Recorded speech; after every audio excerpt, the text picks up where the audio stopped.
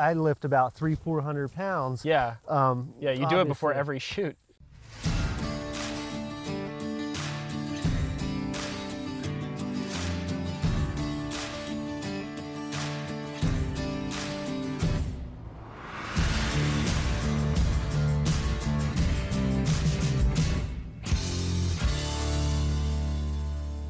What up? I can't remember. That's okay, because today we're talking about memory. So I think we all agree that memory is something that most Americans want to focus on and improve on. And there's some simple ways to do it. Yeah, absolutely. And by the way, I was kidding. I did remember that we were going to be talking about memory today. That was a little bit of show business for you. But specifically, I was excited because we were going to be talking about two polymaths, two very famous polymaths, one from hundreds of years ago and one who's dominating headlines today. And each of them had a different look on memory and on learning, and a couple of hacks, if you want to call them that, that we can take away from today. The first fellow I want to talk to you about is Ben Franklin. So we all know Ben Franklin, but we don't know that he spent a lot of time focusing on sharpening his memory, and it paid off. He was a famous inventor, played a huge role as a founding father of this country, and so he spent a lot of time specifically trying to remember more, and like I said, it absolutely paid off. Yeah, clearly. I mean, he's somebody who wasn't just focused on key details. I mean, he was looking for clever turns of phrase. He would read a book or hear a speech, and he would actually be like, okay, I want to commit that to my memory. I want to be able to recall that, not just the idea of it, not just the gist of it. I want to recall that specific idea and its phrasing and be able to pull it out at a moment's notice. Whether he's debating somebody, he was a famous debater. He's like, I want to be able to argue, and I want to make this point perfectly the next time I need to. And the interesting thing is he didn't learn just facts. So he'd memorize, prose. He'd take a whole poem and memorize it because he wanted to be able to remember those facts. So he knew he had to sharpen his mind. It's like lifting weights. We're not always out there lifting. I lift about 300-400 pounds. Yeah.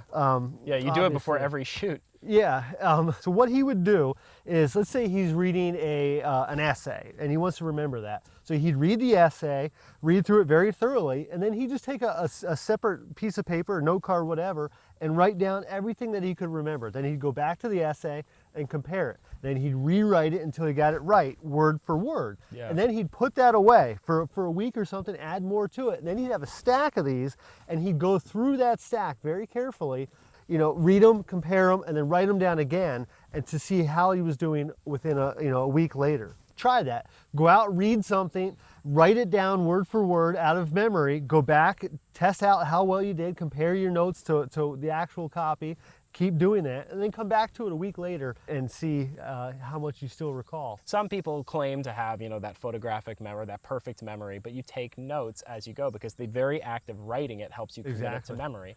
And Franklin, I think, proved that to be true. And so if we look today for a modern example of a superstar polymath, it's a guy like Elon Musk, the second guy we decided to talk about.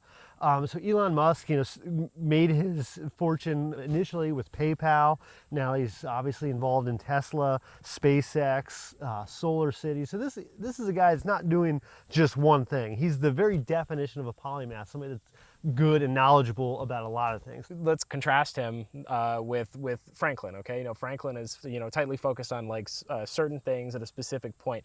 Musk's goal is to just gobble up knowledge, gobble up information, learn as much about everything as he can. He can be a guy who's focused on solar power as much as he's focused on going to the moon. He wants to know as much as he can about as many things as possible. And he does that in a very unique way. I think he reads, 2 books a day on average, which is 60 times more than what the average person does. He's scanning the pages. So the idea is not to get every single word and follow, or commit every single your paragraph. brain can't keep up with that. You got to move at the speed of your brain when you're trying to do that. Right. You're mining for gold, okay? But I mean, the way Musk does it, it's like he's running through a mine and there's gold, and grabbing it. It's called a semantic tree.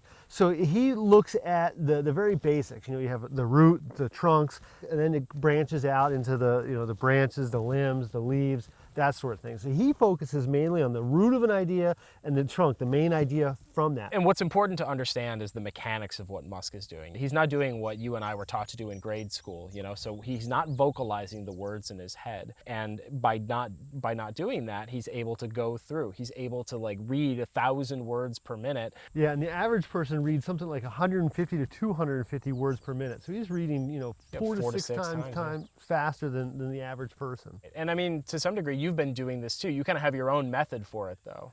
Sure. So in my method, you just shrink down the page. So it helps to, you can't do this with every page, but to get started, just draw some lines vertically down the page about 1/3 of the way in. So that all you're reading is about the middle 2/3 of the copy.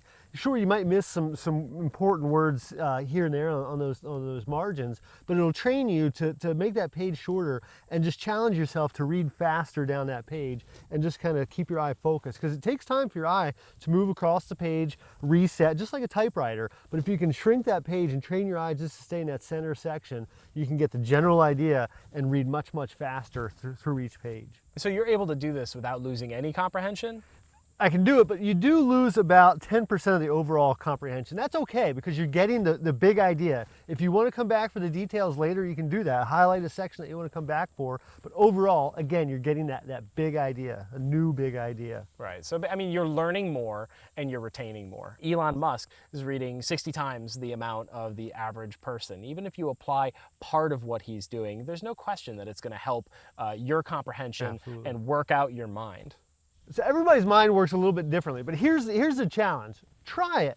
Try the Franklin method. Try what I do. Try what Elon Musk does. But just try one of them. Try all three and see what it does for you. I guarantee you'll have a sharper mind, you'll remember more, and you'll be more successful. In other words, you'll be on your way to a better brain. Cheers to that, right? Cheers to that. Hey, thanks for watching. I hope you like what you saw today. Remember, if you're a fan of what we're doing, go ahead and like, comment, and subscribe.